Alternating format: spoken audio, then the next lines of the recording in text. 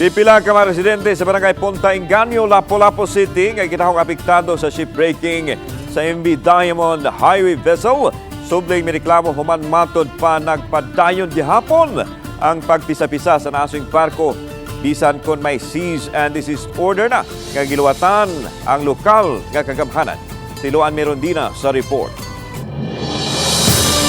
Sa letter of complaint nga gipadangat sa mga residente sa Sitio Proper Johnson, Sitio Lupa ug Sitio Kulo ngadto sa DNR7, giawhag niini ang maong buhatan nga pasakan og kaso ang management sa MV Diamond Highway vessel tungod sa padayong pagpisa-pisa sa naasong barko bisan pa man kun may cease and desist order na nga giluwatan ang mayor. Ang kalihukan parehong nakahatag og kadaot sa panglawas sa mga mulupyo sa dapit ug sa kadagatan nunot sa oil spill. Atol sa press briefing nga gipatawag sa mga reklamante, may gipakita silang minor de edad nga mulupyo sa dapit nga matod niini nakasinati og pagpangatol sa lawas nunot sa abog gikan sa naaswing barko. Gipakita usab nila ang kopya sa resolusyon sa Barangay Punta Engaño nga naghatag og pagtugot sa management sa MV Diamond Highway vessel nga makaresume sa shipbreaking o ship cutting. Subay niini, mihimo og joint inspection ang City Health Office, Senro ug ang barangay officials aron pagsuta kung nagpadayon pa ba ang shipbreaking. Gisusi usab nila ang mga mulupyo sa naaswing tulo ka sitio. Mato ni Dr. Agnes Cecil Realiza, City Health Officer, nga base sa report sa midwife in charge sa barangay Punta Engaño gawa sa mga nagpakonsulta niadtong milabay Enero, wala na mga bagong kaso sa skin rashes sa maong dapit. Na siya nakonsulta nga gikan didto sa sitio pero hangga man duha ka buok no nga nakasakit og hangga dayon so far bahin anang mga katul-katul sa panit from that sitio wala na may nagpakonsulta. Gitata usab sa taga Senro nga way nahitabong oil spill sa dapit.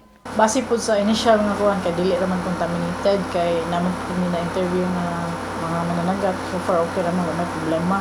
Kay managat raman gyapon sila padayon naman gyapon panagat dito. Samtang gipasabot ni Punta Engaño Barangay Councilor Mark Estardo ang resolusyon nga ilang gipalabang. Gihatag na mo ang full authority ngadto na sa buhatan ni Mayor Ahong Chan.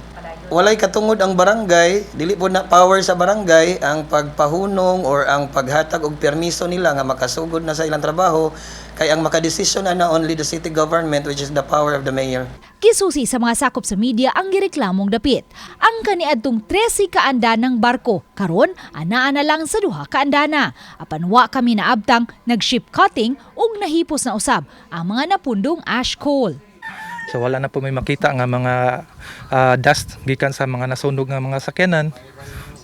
Totally mga more or less mga hapit mga karon or tomorrow mao man na gid mi. Matod ni Voltaire Godinez, Operations Supervisor, nga 90% na nilang natuman ang mga rekomendasyon sa City Health Office ug sa Senro. Samtang mipagawas og instructions, ang mayor pinaagi kang Attorney Misaili Tijano ngadto sa City Health Officer nga nag-awhag sa pagsusi pagbalik sa MV Diamond Highway vessel ug sa paghimo og joint recommendation base sa ilang evaluation uban ang laing mga buhatan sa City Hall.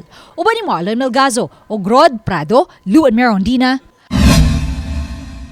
Balitang Bisdak.